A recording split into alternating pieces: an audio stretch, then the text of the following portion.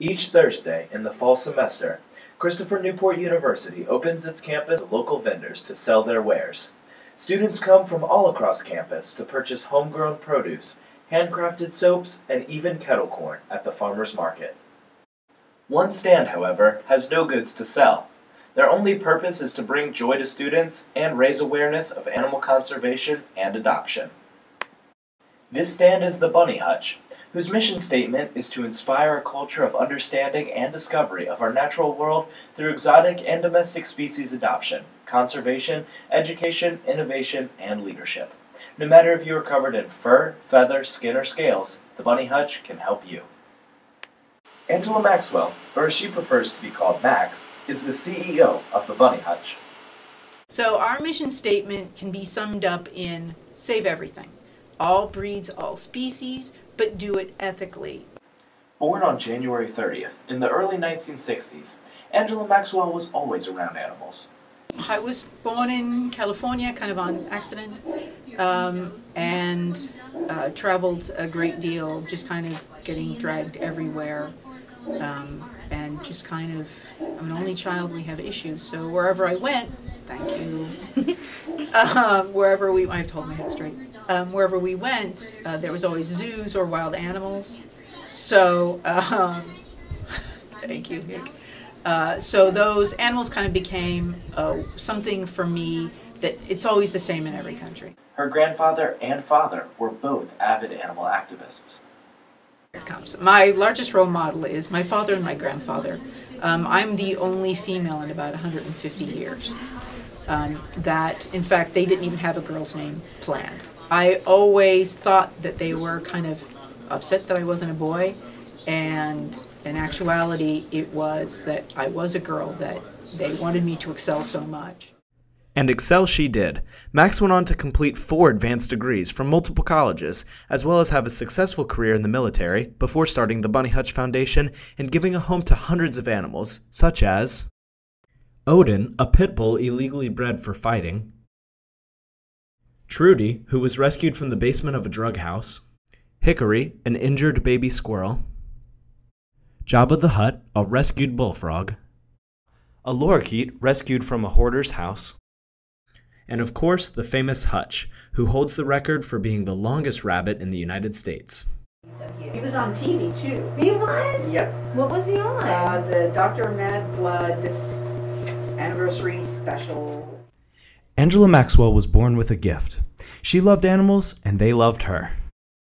I like animals a lot, and they like me. People not so much. So the ability to be able to do this. A lot of people can do husbandry and do it well. For some reason, and we found this out at the Nashville Zoo, that one of the clad leopards that really wouldn't associate with anyone walked up to me, rubbed their face against the line of their enclosure with a "Do you want a pet kitty?"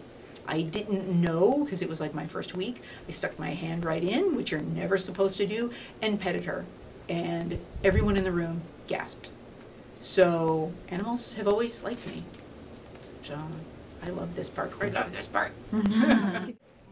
Although some may not consider animals to be as crucial of an environmental factor as air pollution, deforestation, or sustainability, they are essential to the future of our planet. Vital to the balance of our ecosystem, the preservation of wildlife allows nature to function correctly. But the value of Earth's animals extends beyond practical purposes. The future of any species of wildlife holds intrinsic value and should be protected from human harm. Such negative effects can be seen in Rachel Carson's book, Silent Spring, where attention was called to the dangers of DDT causing the possibility of living in a world without birds. That is why the preservation and conservation of wildlife is a factor of environmentalism, and why the lifelong mission of Angela Maxwell and the Bunny Hutch is so important. The inspiration for the Bunny Hutch came when Max's father told her that she should not be working for anyone but herself. That got Max thinking. Always kind of had ideas. I keep an envelope, it's a Susie Shorty thing, where you have an envelope of stuff that, because I was already married, you know, it wasn't like my ideal wedding dress. It was my ideal tree that birds would like to sit on, that was metal, that was easy to clean for keepers, that would be aesthetically pleasing, that would get people to come in. Max's dream became a reality on January 29th when the Bunny Hutch received its business license. We are a zoological entity that does both husbandry, training, behavior, and education. No child too small, no child too big. The Bunny Hutch has been an extremely successful organization. It has rescued and found homes for hundreds of animals. The Bunny Hutch also provides training classes, educational programs for Title I schools, and conservation programming. Although she is very humble in regards to her role, none of these opportunities would be possible without the leadership of Angela Maxwell. Max may not be noticed nationwide, but she certainly captures the role of a citizen leader.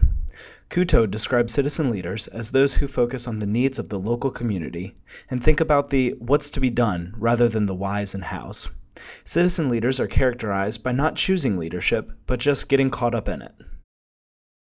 I always wanted to do something where the work I did mattered, not me. And in fact, being a director now, it's very uncomfortable for me. I don't like being in front of a camera and in front of people. I just want to be in the back covered in mud and just helping. Max is not a fan of being in the limelight, but her passion for animals and conservation pushes her to take on this leadership role for the Bunny Hutch. Her reluctance to being a public figure is one of the 7 characteristics of citizen leadership as discussed by Couto in Leadership for Environmental Sustainability. During our time with her, Max mentioned her habit of storytelling. With my work in the military, I learned to translate things to a lay person. So it was easy for me to talk to kindergartners through college students and convey whatever topic that they needed. She believes that communicating animal conservation is best understood by telling it in simple terms that can be comprehended by all ages. Gardner describes this method of leadership, saying that leaders should speak directly to the unschooled mind. Telling stories is not the only way of communicating her message, but there is an importance of embodying the story. Max does this clearly through her actions in helping animals and the community. When asked about her definition of leadership, Max answered, I won't make anybody do something I'm not willing to do, ever, ever, ever. Lead by example. That's how I was raised. Her description of leadership corresponds to what Greenleaf calls servant leadership. Greenleaf sought to empower potential leaders to realize their greater impact through engaging and supporting others. Max already does this by using her own actions to set an example for others.